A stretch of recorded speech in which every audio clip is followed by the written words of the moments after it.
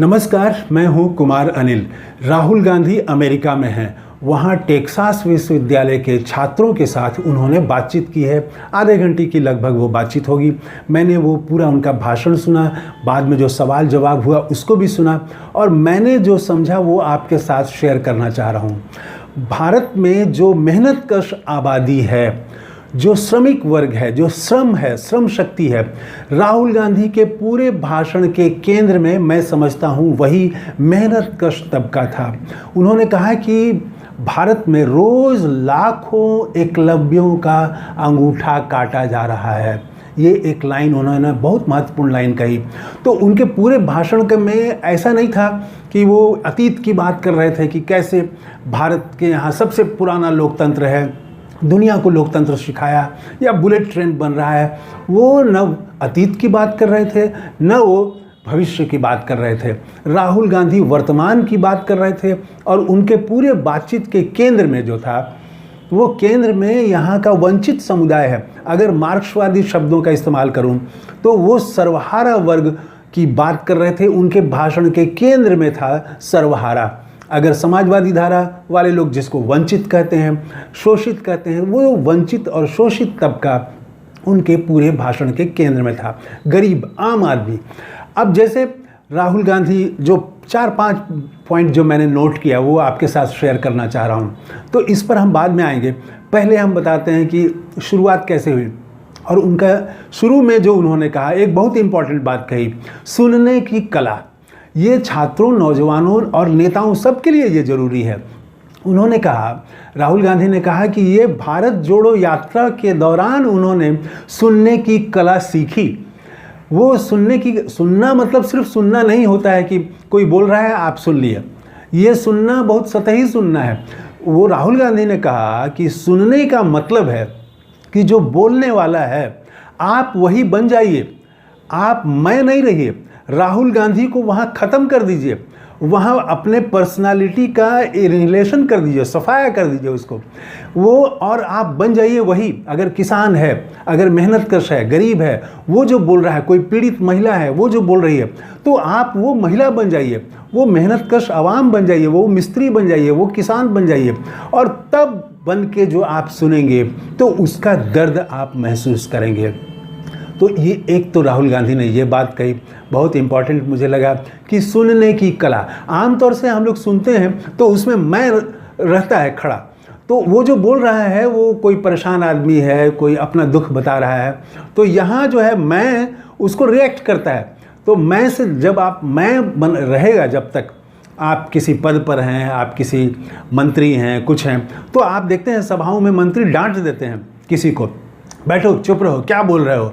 तो ये जो है वो मंत्री वो उसके भीतर अभी भी है, और वो आदमी का दर्द नहीं समझ सकता है। जिस दिन वो व्यक्ति खुद को मंत्री समझना बंद कर देगा और खुद को उस किसान की जगह खड़ा करेगा, तो तभी वो जो है, दिलीप कुमार के बारे में कहा जाता है कि वो बहुत शानदार एक्टर थे, तो उन्होंने ही वो शुरू किया था कि जिस चीज़ की वो एक्टिंग करते थे वो वही बन जाते थे। तो तब आपके भीतर वो उसका दर्द निकलता है, तो वो भाव निकलता है, तो इसीलिए वो महान कलाकार फिर बने, फिर कहलाए। तो राहुल गांधी भी सुनने की कला, ये इस पर उन्होंने कहा। इसके बाद उन्होंने कहा भारत जोड़ो यात्रा का एक और अनुभव उन्होंने सुनाया। उन्होंने सुनाया कि ये जो मोहब्बत की दुकान है, ये उनका ईजाद किया हुआ नहीं है। मैं तो समझता था कि उनका या उनकी टीम का बनाया हुआ है। तो उन्होंने बताया कि नहीं, ये एक लड़का जो है, एक युवा, वो बार बार आ रहा था, उनके निकट आना चाह रहा था, और किनारे चूँकि रस्सी लगी हुई रहती थी तो वो आ नहीं पा रहा था। फिर जब मैंने उसे बुलाया तो वो जब आया मेरे पास, तो उसने कहा कि मैं जानता हूँ आप क्या कर रहे हैं। तो मैंने पूछा क्या मैं कर रहा हूँ, तो उसने कहा कि नहीं, मैं अच्छी तरह से जानता हूँ आप क्या कह रहे हैं, क्या कर रहे हैं आप। तो फिर राहुल ने पूछा, तो उसके बाद उस युवा ने कहा कि आप नफ़रत के बाज़ार में मोहब्बत की दुकान खोल रहे हैं। तो ये जनता से निकला हुआ, जन भावना से निकली हुई बात थी, जन भावना से निकला हुआ नारा था ये।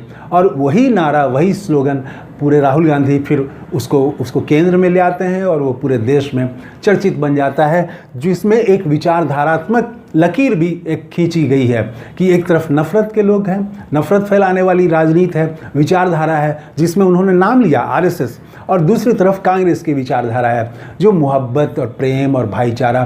तो पूरा भारत कैसे मोहब्बत और प्रेम, यही भारत की मुख्य आत्मा है, ये वो बताते हैं। तो दूसरा ये, उसके बाद उन्होंने कहा वो एकलव्य वाली बात है कि उन्होंने कहा कि रोज़ मिलियंस ऑफ एकलव्य का अंगूठा काटा जा रहा है, लाखों। तो इसके लिए उन्होंने उदाहरण बताए कि भारत जो है, सवाल ये था कि भारत में रोज़गार कैसे बढ़ेगा, भारत की आर्थिक प्रगति कैसे होगी, नौजवानों को रोज़गार कैसे मिलेगा। तो उन्होंने कहा कि देखिए, अमेरिका का उदाहरण दिया कि अमेरिका 60, 70, 80 के दशक में प्रोडक्शन का केंद्र था, सारी नई चीज़ें वहीं बन रही थी, कंप्यूटर हो, कार हो, जो भी चीज़ें हो वहीं बन रही थी। तो वो धीरे धीरे अमेरिका से वो प्रोडक्शन हटता चला गया और वो प्रोडक्शन का केंद्र कोरिया, फिर जापान और आज की तारीख में चीन बन गया है। तो प्रोडक्शन को बढ़ाना होगा, राहुल ने ये कहा कि प्रोडक्शन बढ़ाना होगा। और प्रोडक्शन बढ़ाएंगे कौन?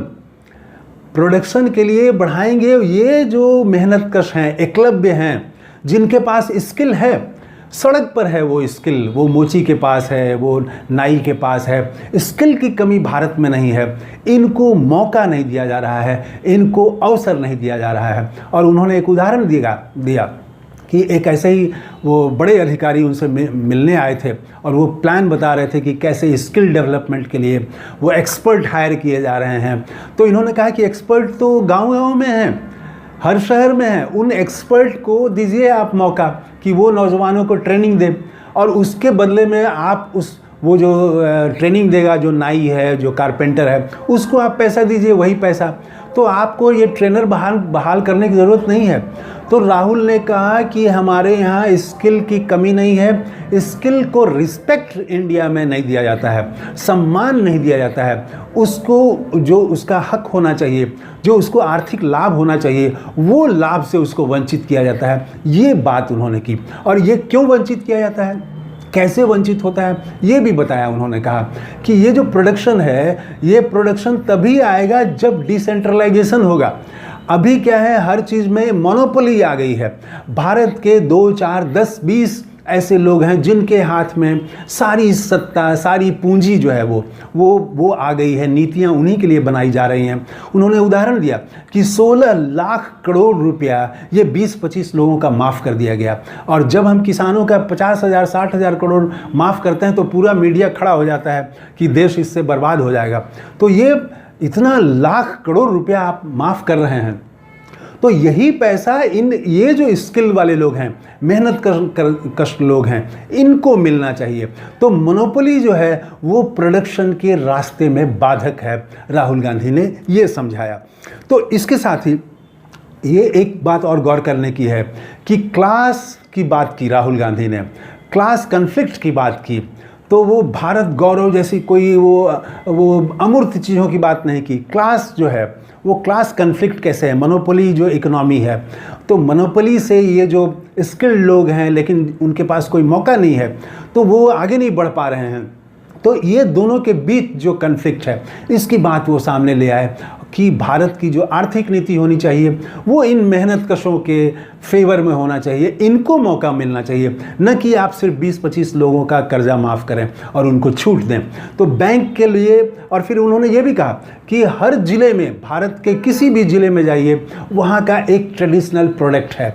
तो वो ट्रेडिशनल प्रोडक्ट जो है, उन्होंने मिर्ज़ापुर का उदाहरण दिया, मुरादाबाद का दिया, बेल्लारी का दिया, हर जगह कुछ ऐसी चीज़ें उत्पादित होती रही हैं, उनको मौका दिया जाए, बैंक के दरवाजे उनके लिए खोल दिए जाएं, तो तब हम चाइना से compete कर सकते हैं, तब बेरोज़गारी भी दूर होगी, तब प्रोडक्शन बढ़ेगा। तो ये बातें उन्होंने कही। और यहाँ पर ये ध्यान देने वाली बात है कि ये जो क्लास है, यही कास्ट में भी कन्वर्ट हो जाता है। कास्ट के तौर पर भी देखें तो ये जो मेहनतकश लोग हैं, ये वंचित समाज के ही हैं। तो इसीलिए राहुल गांधी कास्ट सेंसस की बात कर रहे हैं, तो वहाँ भी उन्होंने इस बात को उठाया। और फिर एक सवाल ये भी था कि AI जो आर्टिफिशियल इंटेलिजेंस है उसके आने से पूछा गया था कि क्या उसके आने से बेरोज़गारी बढ़ जाएगी, रोज़गार ख़त्म हो जाएगा। तो उन्होंने कहा कि नहीं, देखिए ऐसा नहीं है कि हर नई चीज़ जो आती है वो ज़रूर कुछ लोगों का रोज़गार ख़त्म कर देती है, लेकिन नए अवसर वो देती है, नया रोज़गार भी वो देती है। उन्होंने उदाहरण दिया कि अटल बिहारी वाजपेयी ने कंप्यूटर का विरोध किया था कि कंप्यूटर आने से भारत में बेरोज़गारी बढ़ जाएगी, लेकिन देखिए कि कंप्यूटर जब आया तो इसने कंप्यूटर के चलते लाखों लाख नौजवानों को नया रोज़गार मिला, कंप्यूटर के चलते उनको रोज़गार मिला। तो वो नई टेक्नोलॉजी पर भी बात कर रहे थे। तो उनका जो पूरा जोर था, मैं अगर पूरा समेटूं अपनी बातचीत को, तो पूरा जोर जो था वो था कि 2 इंडिया जिसकी बात वो करते रहे हैं, एक इंडिया में वो 1-2% लोग हैं, वो इंडिया है, और एक इंडिया है जहां 90% लोग हैं, परेशान हैं, दुखी हैं, संघर्ष कर रहे हैं, उनके पास मौके नहीं हैं, अवसर नहीं हैं। तो ये जो दूसरा है, जो असली भारत यही है जहां ज़्यादा आबादी है। तो इस आबादी की बात उन्होंने टेक्सास विश्वविद्यालय के छात्रों से की। तो आप और भी दूसरे लोगों का भी देखिए, अखबार भी देखिए, तो उसके बाद आपको राहुल गांधी की पूरी बात जो है और ज़्यादा स्पष्ट होगी। ये तो मैंने जो समझा वो मैंने आपके सामने रखा कि राहुल गांधी सर्वहारा के प्रतिनिधि, वंचित की आवाज़ बन के अमेरिका में बोल रहे थे। तो कैसा लगा वीडियो, कमेंट करके ज़रूर बताइएगा। थैंक यू, धन्यवाद, जय हिंद।